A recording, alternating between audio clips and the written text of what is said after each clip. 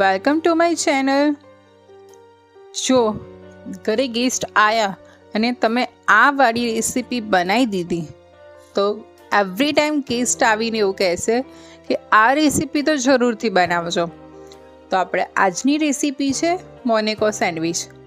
એકદમ ચટપટી અને tasty recipe છે. જો તમને મારી આ રેસીપી ગમે તો મારી ચેનલને સબસ્ક્રાઈબ કરજો, મારા વિડીયોને લાઈક અને શેર કરજો. તમારા માટે લાઈક અને શેર ફ્રી છે પણ મારા ગ્રોથ માટે ખૂબ જ જરૂરી છે. તો ચલો આપણે રેસીપીની શરૂઆત કરીએ. એના માટે આપણે ઓઇલ લીધેલું છે.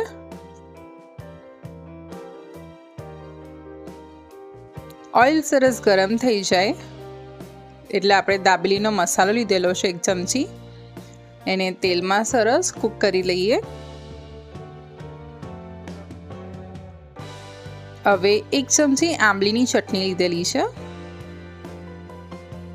એને બી સરસ તેલમાં કૂક કરી લઈએ. હવે બાફેલા મેશ કરેલા બટાકા લીધેલા છે, એને આપણે એડ કરી અને સરસ કૂક કરી લઈએ.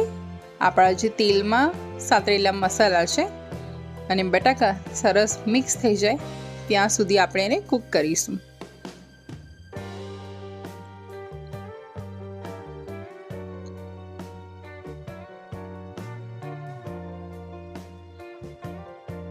તમે જોઈ શકો છો કે આપણો મસાલો સરસ રેડી થઈ ગયો છે. હવે ધાણા લઈ લીધા છે અને સરસ મિક્સ કરી 1-2 મિનિટ એને સરસ ઠંડો થવા દઈશું.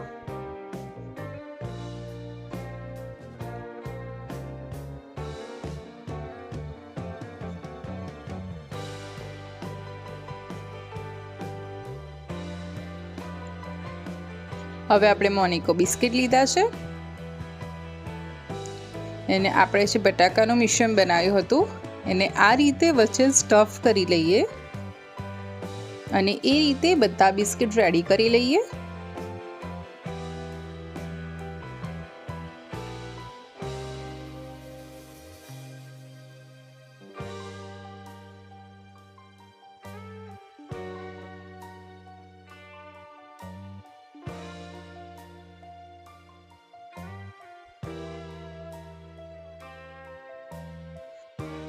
હવે એના ઉપર આપણે ઝીણી સમારેલી ડુંગળી લીધી છે,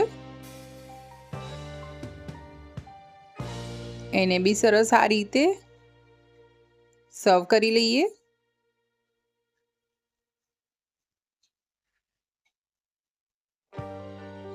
હવે એના પર બીજું મોનેકો બિસ્કિટ મૂકી દઈએ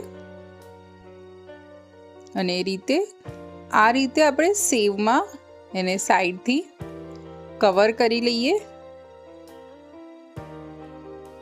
હવે એના ઉપર અગેન ચટણી થોડી લઈ લઈએ.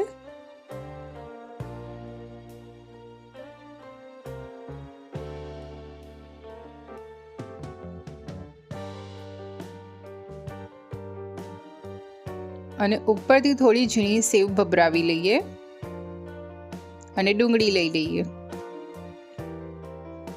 તો આપણી ટેસ્ટી ચટપટી મોનેકો સેન્ડવિચ રેડી થઈ ગઈ છે.